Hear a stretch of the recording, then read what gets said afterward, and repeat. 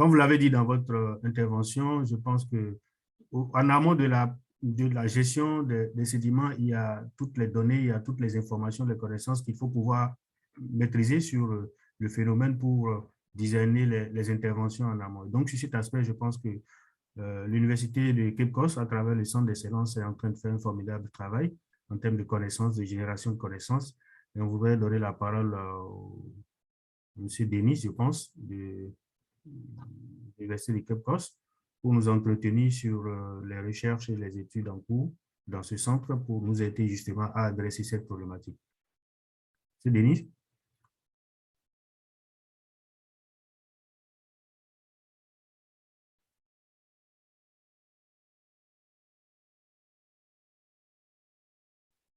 Vous avez la parole. Please, Est-ce que vous voyez mes présentations? Oui. Parce que j'avais cru comprendre qu'il y avait des problèmes tout à l'heure. Là, c'est bon, c'est clair, vous pouvez le voir? Oui, c'est bon. OK.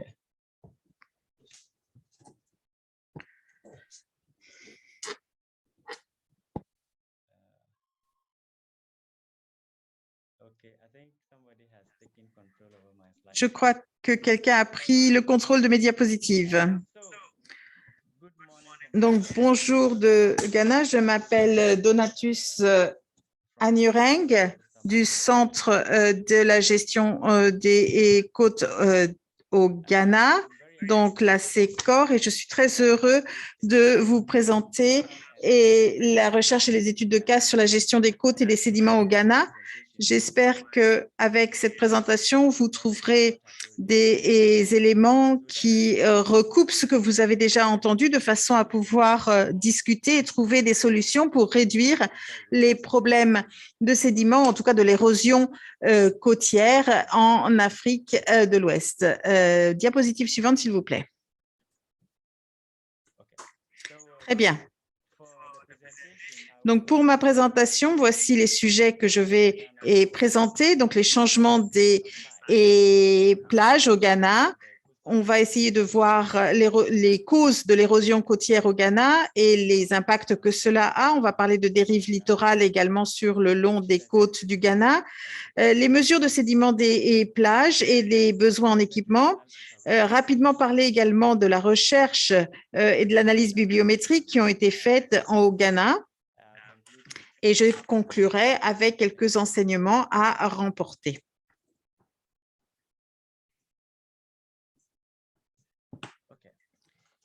Donc, le littoral du Ghana a été divisé en 3 grandes sections liées à sa géographie, sa géomorphologie.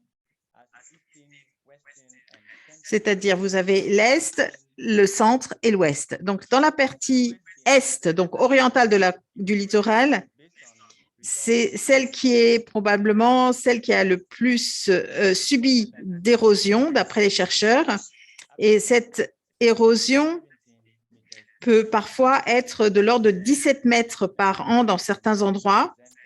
Et comme l'a expliqué d'ailleurs la personne qui m'a précédée du Ghana. Et je vais vous présenter 4 ou 5 présentations donc, de la zone orientale. Donc, tout d'abord, vous avez le Keta qui est près du Togo. Vous avez Djida, Ada, Sakumono qui est plutôt du côté de Accra. Et vous voyez, ces plages ont toutes des problèmes d'érosion à des niveaux différents.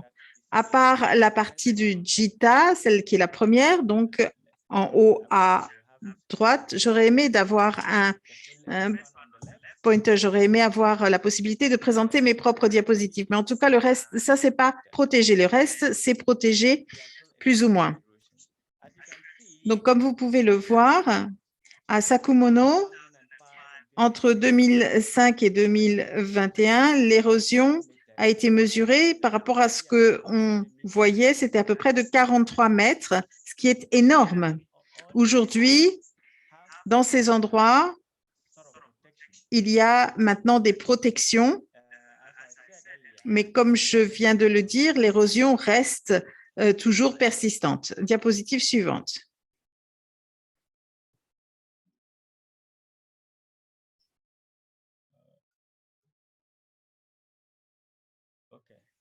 Merci. Maintenant, dans le littoral, donc au centre, c'est caractérisé par des plages différentes, très diversantes. C'est différent de la partie orientale, parce que dans la partie orientale, c'est essentiellement du sable. Et donc, les transferts de sédiments de ce côté-là est différente de la zone centrale qui est beaucoup plus avec du sable, bien sûr, mais aussi des roches et la nature des baies, des plages. Certaines sont dans des baies, d'autres sont ouvertes et vous voyez qu'il y a des morphologies différentes, géomorphologies différentes. Ce qui est important, c'est qu'il y a une habitation importante, une population importante qui est là, avec beaucoup d'activités économiques, notamment du secteur touristique. Par exemple, dans la partie de Elmina, nous avons le château d'Elmina, qui est un centre historique très connu. Et en 2005 et 2021, on a vu de l'érosion jusqu'à 5 mètres par an dans certains de ces sites.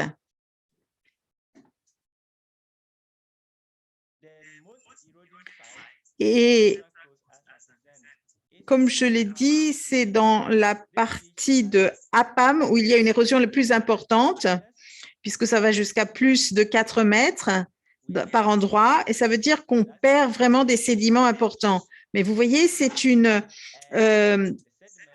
plage dans une baie, et donc on perd des sédiments. Il y a donc beaucoup de questions là-dessus. Quand on va faire des questions, pourquoi est-ce que ce sédiment s'en va et d'où il vient, de façon à essayer de trouver des solutions pour gérer ces sédiments. Diapositive suivante, s'il vous plaît.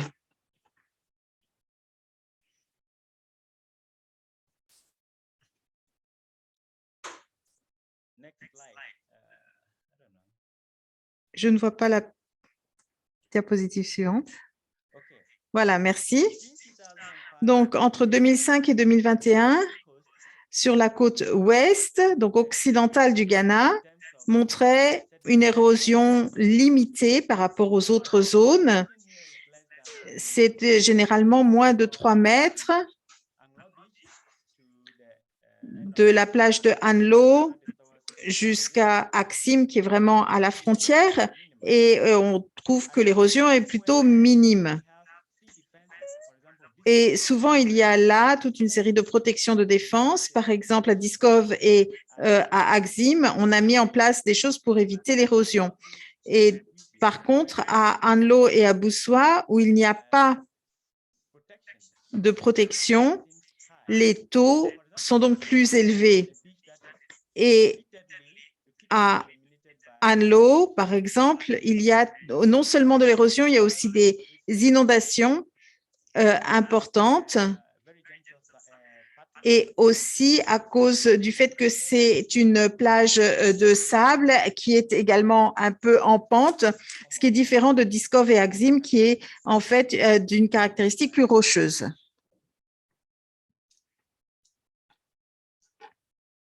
Diapositive suivante. Merci. Donc, l'érosion côtière est bien sûr un phénomène naturel, mais il a été exacerbé par les activités des hommes et par des activités naturelles également. Si vous venez au Ghana, le long du littoral, vous verrez des interventions humaines, et comme on l'a déjà expliqué tout à l'heure, par Madame Pis-Bekor-Kov, nous avons des constructions de barrages, des ports, également de l'extraction de sable. Tout ça, ce sont des interventions humaines, bien sûr, pour le bien-être des humains et des populations, mais ça a aussi des conséquences sur le littoral. Comme cela a été dit, l'extraction du sable fait qu'on perd des sédiments, c'est évident. Une autre chose qui est importante, et qui est un facteur important le long du littoral, c'est les caractéristiques des sédiments. On sait, d'après Ayibotele et Tufour-Darco en 1979, que ce sont des sables qui sont extrêmement fins, qui sont inférieurs à 63 microns. Et donc, quand les sédiments sont si fins, ça peut être vraiment envoyé très loin du littoral, c'est-à-dire que les sédiments peuvent aller dans la mer très rapidement. Et dans ce cas, il y aura toujours donc une perte de sédiments importante.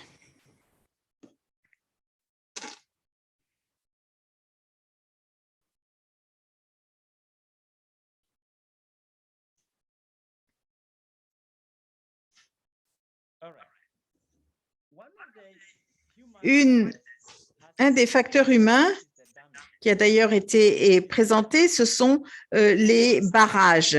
Les barrages sont bien sûr importants pour la population humaine, mais en même temps, les chercheurs savent aussi que cela a tendance à bloquer le transfert des sédiments jusqu'au littoral. Et là, je vous présente simplement les apports sédimentaires venant de deux barrages qui sont très importants, qui apportent beaucoup de puissance hydroélectrique au Ghana. Ce dam a été fait sur la rivière Volta, le fleuve Volta. Donc, il s'agit du barrage Akosombo et ça a aussi des incidences et de l'aide pour le Burkina Faso. Le fleuve Volta propose quelque chose comme 2 millions de mètres cubes d'eau et de sédiments, pardon, et cela a pu être réduit. Et vous comprenez que si ça s'arrête ici, cela va avoir des conséquences donc sur le littoral et tout le long du fleuve Volta aussi, et donc des conséquences sur les sédiments que l'on génère sur nos plages. En plus, les barrages peuvent aussi y créer des inondations, ce qui entraîne également une perte de sédiments, y compris sur les pays voisins.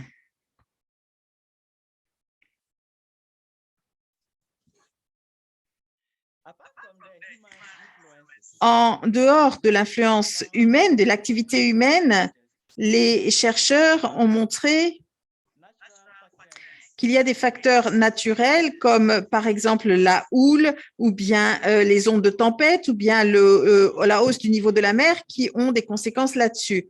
Vous savez que sur la côte du Ghana, c'est relativement limité pour la houle, qui est de l'ordre de 1,4 mètres pour les vagues les plus éléments. Donc, ça n'a pas beaucoup de conséquences, mais pourtant, sur le Ghana, dans la partie est en particulier, la houle ou bien les vagues peut avoir quelques conséquences si elles sont combinées avec la côte et le fait qu'il y ait des sables très fins et donc un transport de sédiments importants. Ceci dit, nous savons aussi qu'il y a beaucoup d'inondations qui ont lieu sur certaines plages, sur certains littoraux du Ghana. L'an dernier, par exemple, nous avons beaucoup parlé d'inondations dans Anlo ou dans d'autres endroits et cette année, ça recommence aussi sur ces plages-là. Et c'est lié à ce qu'on appelle les ondes de tempête.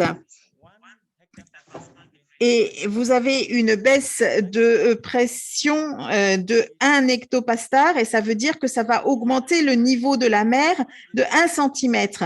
C'est ce qu'on appelle des ondes de tempête.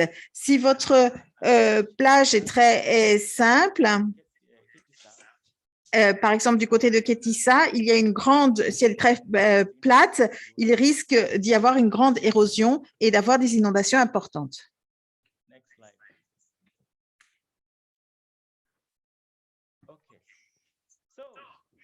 Donc, que faire? On sait bien que nos plages notre littoral est très en pleine érosion et donc cela est dû également avec beaucoup de conséquences. On risque de perdre certains endroits. Qu'est-ce qu'on peut faire face à ça? Une fois qu'on l'a bien compris, il faut réfléchir à ces pertes de plage, cette érosion. On doit le faire de façon compartimentée, c'est-à-dire de faire une cartographie sur l'ensemble du littoral pour voir où sont les sources, les écoulements et les endroits où on peut trouver des solutions. Si on ne le fait pas, on n'arrivera pas à trouver un équilibre et de savoir où protéger et où au contraire, laisser les choses s'écouler. Et ça n'a pas été fait. Nous avons beaucoup d'interventions qui sont faites le long de la côte, mais au cas par cas. Il n'y a pas de plan holistique complet de l'ensemble du littoral pour essayer de comprendre les différents compartiments, les différents éléments de la côte.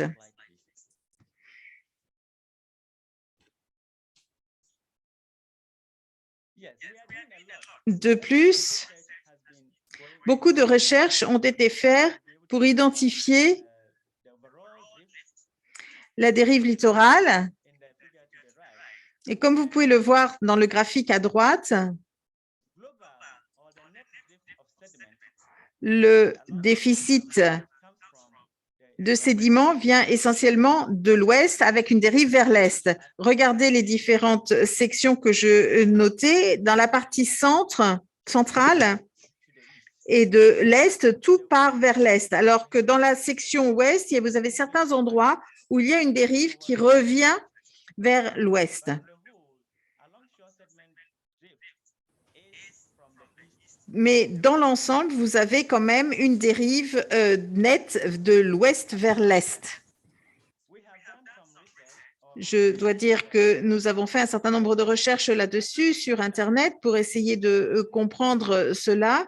Et ce n'est pas simplement la dérive littorale qui a lieu le long de la zone côtière. En fait, les vagues, la houle, a des conséquences aussi avec des sous-courants.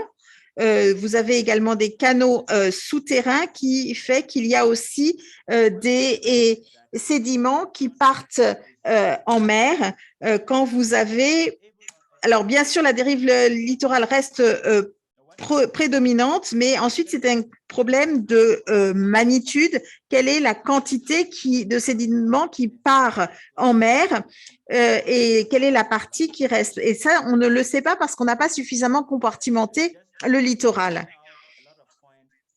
Donc ça, c'est simplement, je le mets en avant parce que je pense que ce sont des éléments qui sont importants pour la discussion à venir. Comme je vous l'ai dit, et comme d'autres l'ont dit avant moi, il y a beaucoup de choses qui ont été étudiées par les chercheurs. Dans toutes les études de cas que j'ai présentées, on a utilisé différentes approches pour voir les changements du littoral, des plages, l'érosion, les disponibilités par segment. Mais ce que je voudrais vous montrer ici, c'est les avantages et les désavantages de chacune de ces approches.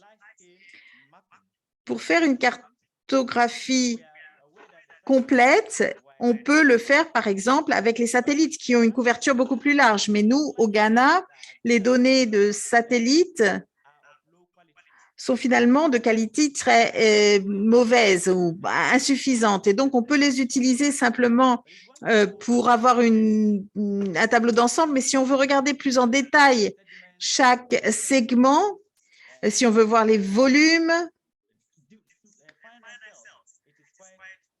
bref, si on peut aller plus dans le détail, c'est plus compliqué. On ne peut pas utiliser ces satellites. peut-être qu'à d'autres endroits, on peut avoir des images satellites de haute résolution qui le permettent, mais ça n'est pas le cas au Ghana. Donc, là aussi, c'est quelque chose qui peut être possible, peut-être avec les collaborations envisageables demain, donc utiliser les satellites pour avoir une cartographie complète du littoral.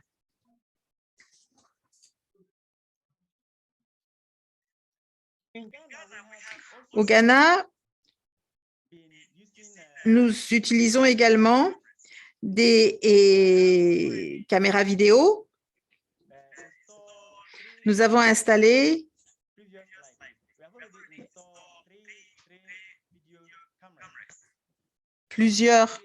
trois caméras vidéo dans 3 plages différentes, sur 3 plages différentes. Et je dois dire que c'est une approche qui a été extrêmement utile. Ça nous donne des données de très haute qualité, comme vous pouvez le voir. La résolution est très élevée, ce qui nous donne et cela se fait de façon fréquente, mais le désavantage, c'est que cela ne donne pas à voir un tableau général de l'ensemble du littoral.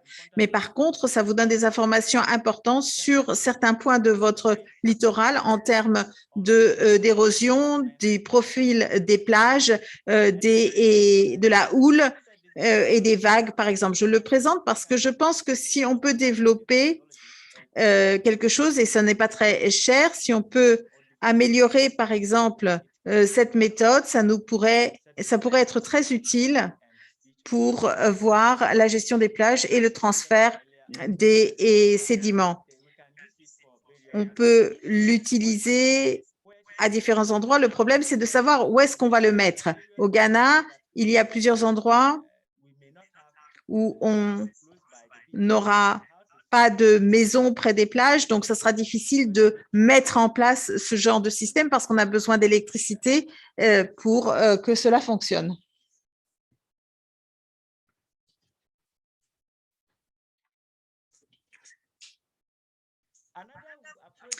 Une autre approche pour faire la recherche côtière, c'est à travers les drones, les avions sans pilote.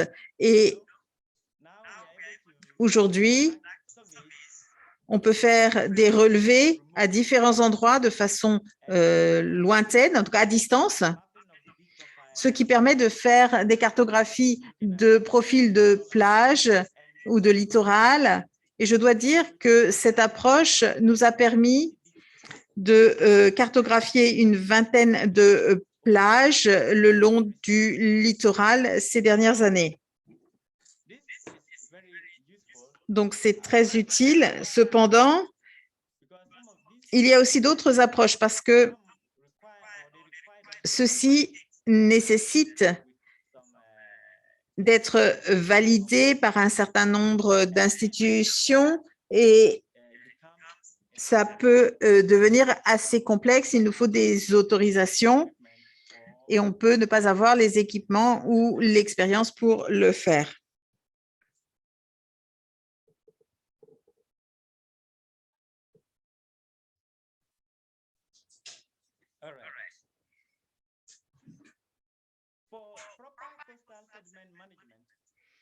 Pour gérer les segments côtiers, on a besoin de données de bathymétrie et le présentateur précédent a justement souligné l'importance de ces données. C'est très difficile pour nous d'avoir des données et quand on ne les a pas, on ne peut pas faire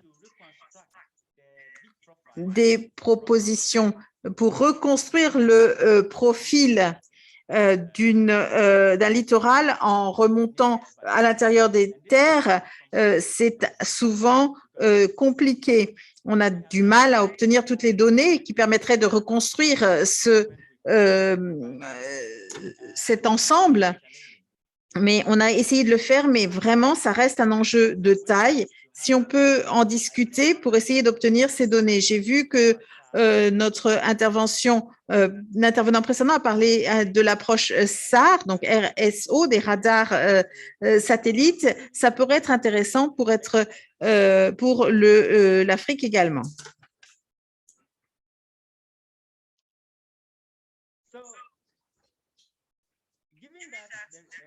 puisque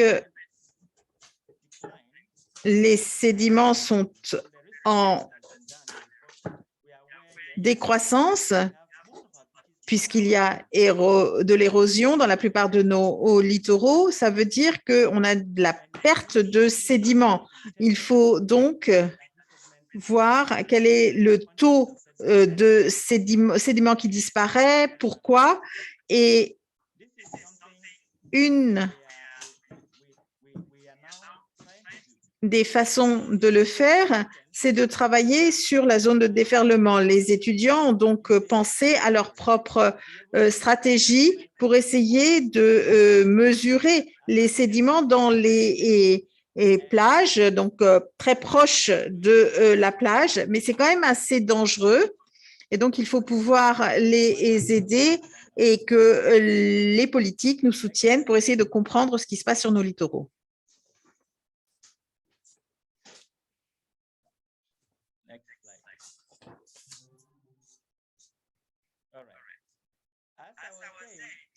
Comme je le disais,